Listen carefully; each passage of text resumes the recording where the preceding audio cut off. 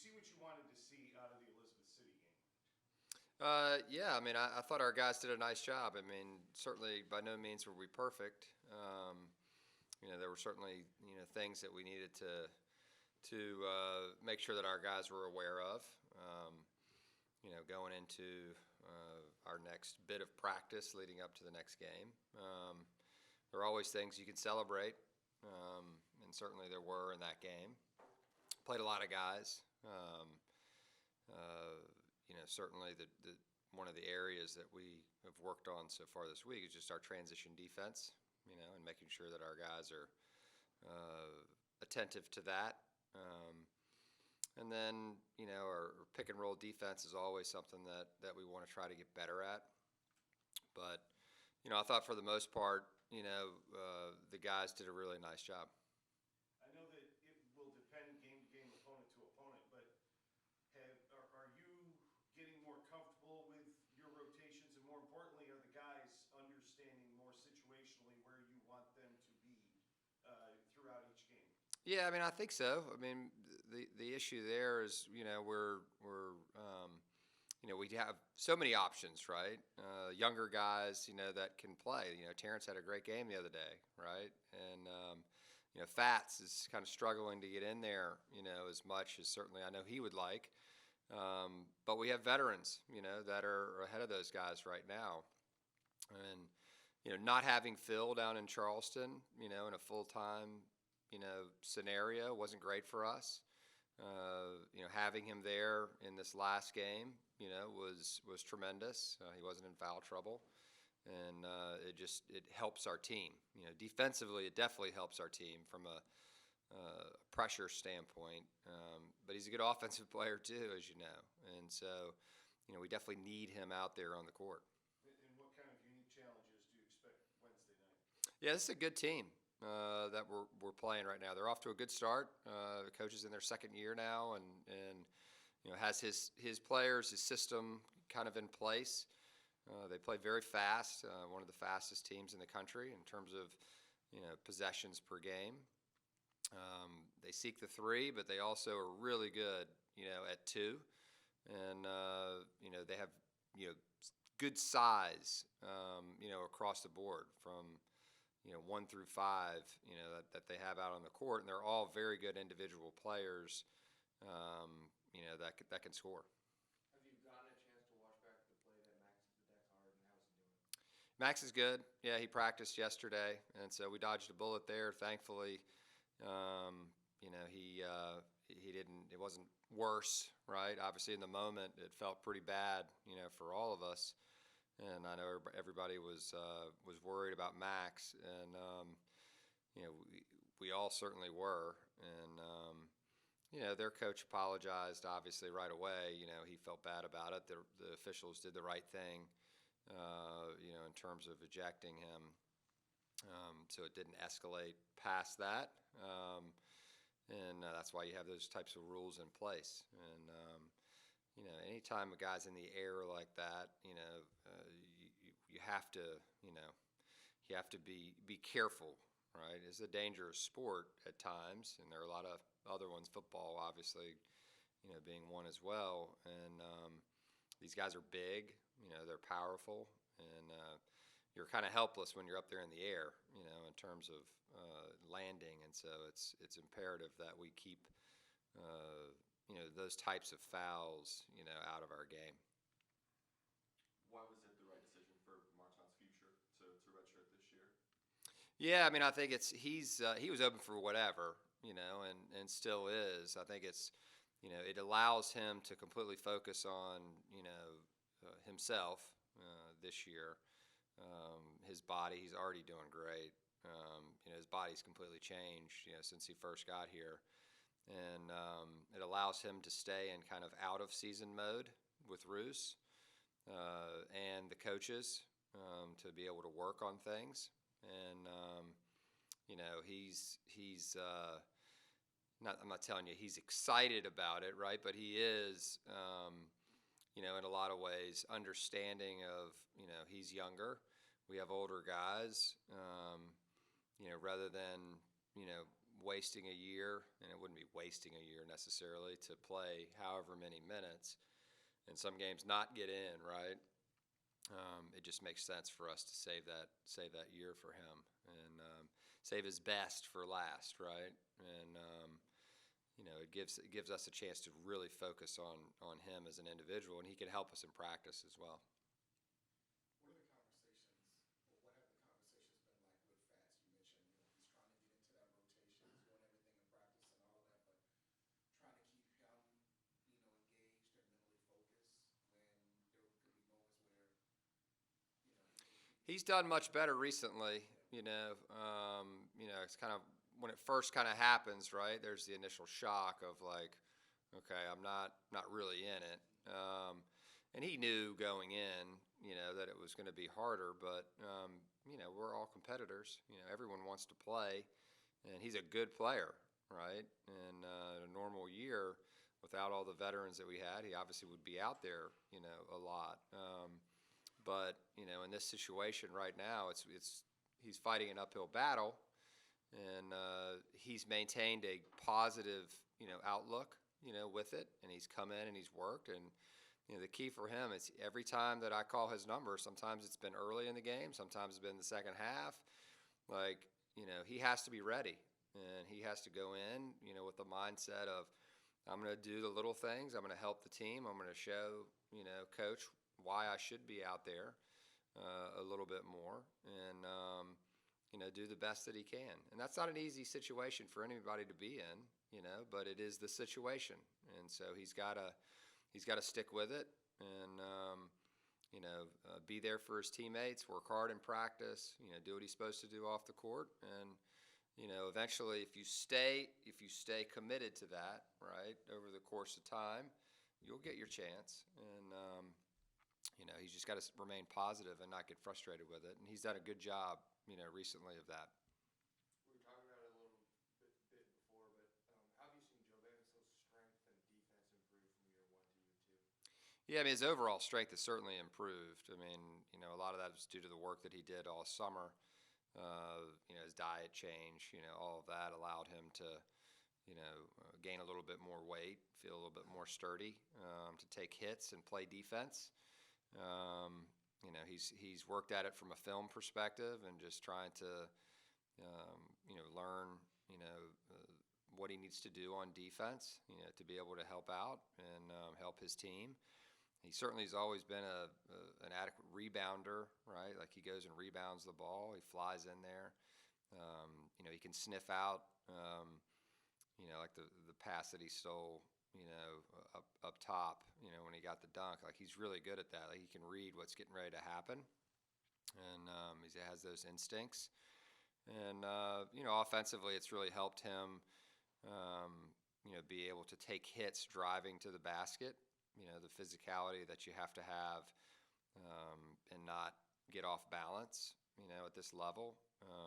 The added strength, certainly helps with that.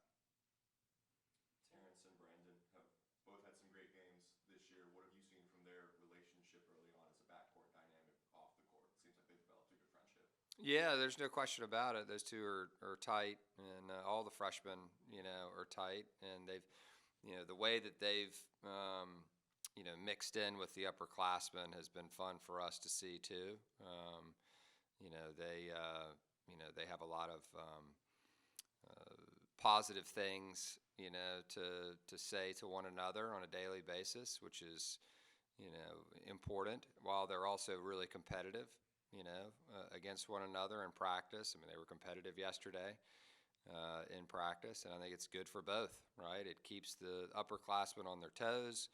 It helps the younger guys develop that, competitive edge that they're going to need to have, when it's their overall turn. And they're helping us now. Like, we need them now. And, that's a message, talking about Fats as well. Like, we need everyone. And we all have to be ready when our time is called. And, certainly Terrence, had a really nice game the other day. Looked comfortable out there, right, playing, which was good. And, Brandon's been Brandon, so far. Just kind of steady, while he's been in there. I know it depends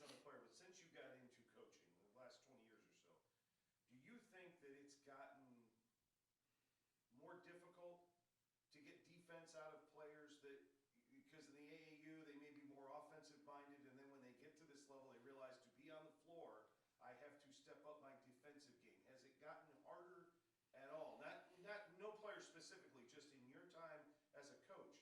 Do you think it's gotten a little bit harder to get that message through to them? I think the players are more skilled.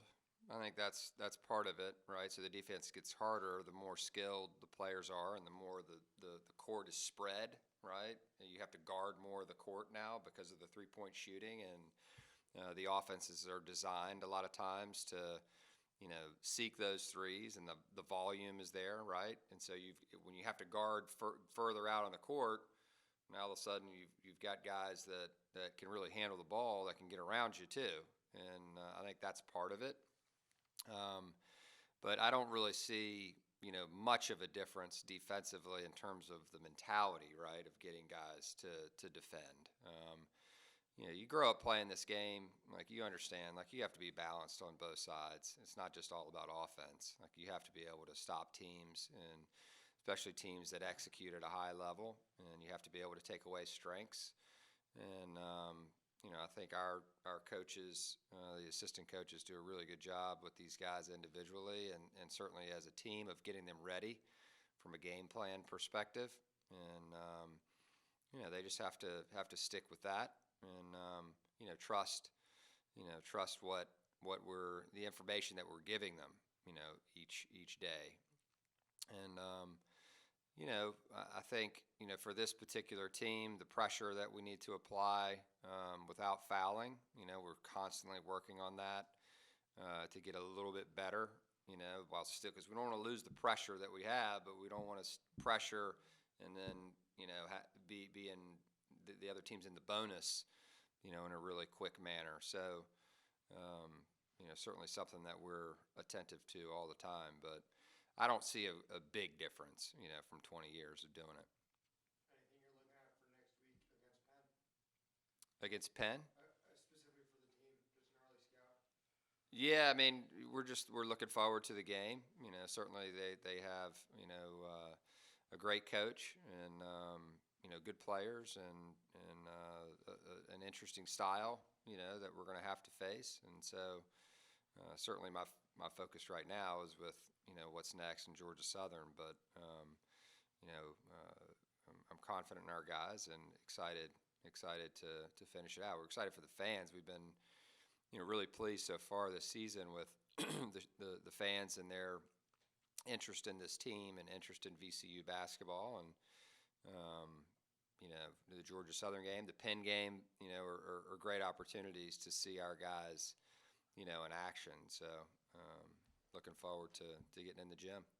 Could you get two more opposing styles than the two that you're going to face next back-to-back? Yeah, I mean, it's interesting. We've had an interesting non-conference, right?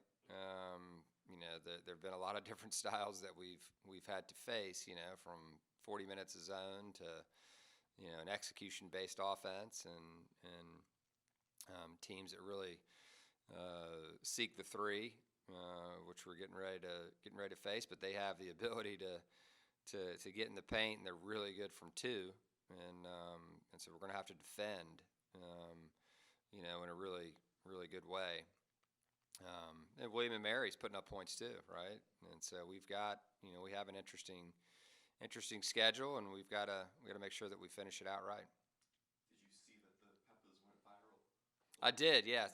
Who showed me that? It might have been Connor, I think. Yeah, that showed me that. So I'm writing about that a little bit this week, and I was struck by it in Charleston and Annapolis. Like, other teams don't have that. yeah. Really, like, how beneficial has that energy been for you guys? No, it's been tremendous, and win or lose, they're always there, right? And they're committed, to doing their best to help us, help the team, and create an environment that we all are really proud of. And they're a huge part, of the VCU success. Ryan's done a great job. The folks that are in the Peppas, they're completely positive every time I walk by them after a game, win or lose. They're very complimentary, and they love their team, and they're passionate about their team, and that's what you want, right? And our cheer squad and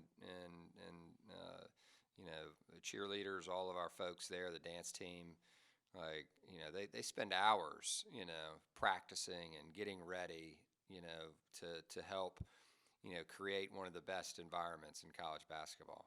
And you know, we're really thankful, you know, that we have them, and we're really thankful for our fans, you know. And like I said, you know, this year has been great so far, and we want to keep getting it better, and you know, have this crescendo, right? You know, as we head into conference play. Did you like that? Yeah. There you go. They never get too loud, do they? Yeah. They never get too loud when you're in the huddle. Yeah, that's right. That's right. No, but I do always, you know, I sit in the locker room, so I'm never out there prior to the game, but I can always hear it, you know, and so I kind of know by what they're playing, I can kind of know where we're at in the process and how much time we have left. And everyone comments on them, you know, anybody that comes to a game for the first time, like they're definitely going to comment on the Peppers. Has there been a moment during a game where you kind of like almost pay attention to them a little bit more? No, I honestly, I don't notice it during the game, and that's probably normal. I don't think any coaches really notice what's going on, you know, around, unless it's not loud enough and they want it louder. You know, that's part of it. You know, we need a stop here, right, or whatever the situation is. Yeah, you get them up. You know, we need them, you know, to be engaged in what's happening, right? That's an important part of having a great home court, is the fans knowing, you know, the importance of the moments, you know, that happen within the game, you know, and just recognizing, you know, when your team is, you know, giving it its all, you know, and they're diving on the floor and they're making these hustle plays, you know, for our team, you know, those are the times where it's like you want to make sure that your fans, you know, are engaged and notice that. And our fans do a great job. I got one. Coach, we're doing a pregame segment on a player to watch on our TV show. If I ask you about Dante Holloman, would you be able to talk about him? He's number 5 on. Yeah, I don't know if he's playing. I mean, he didn't play in the last one, right? Yeah, but he can really score. Okay. Like, he can really score. One of the better. He's similar to the kid Pack from Miami. And, you know, he can really score the ball. He's not, like, huge by any stretch, all right, but he plays big, you know, out on the court, very similar to Phil. And so we're going to have to do a good job of keeping him out of the lane and, you know, forcing harder shots, using our length. But he's an excellent player, no doubt. How about, just in case he doesn't play, then did you talk about Nacavion White, number 7? Yeah, I mean, he's really good. He could score one-on-one. You know, he can make threes, you know, from behind the arc. He can get by you and make crafty finishes. He's got good size. You know, it's like you watch Coach Henry go through the personnel, right, and you see each player. They have talent, you know, across the board, and not necessarily like, you know, one's way above another one. It's like the evenness of it, all right, and the talent is there, and certainly he's right up there with any of their players. He's going to be a tough guard. What do you think would be an advantage for us against them? What are they going to have to deal with? Yeah, I mean, I think, you know, certainly our offensive rebounding is something that, you know, we're going to have to, you know, make sure that's involved in the game. You know, guarding their twos, like, you know, guarding their threes, you know, without leaking a bunch of threes, because they seek the three, but they're really good from two. They're more higher volume with the three, above average, than they are with the twos in terms of, you know, the shot diet.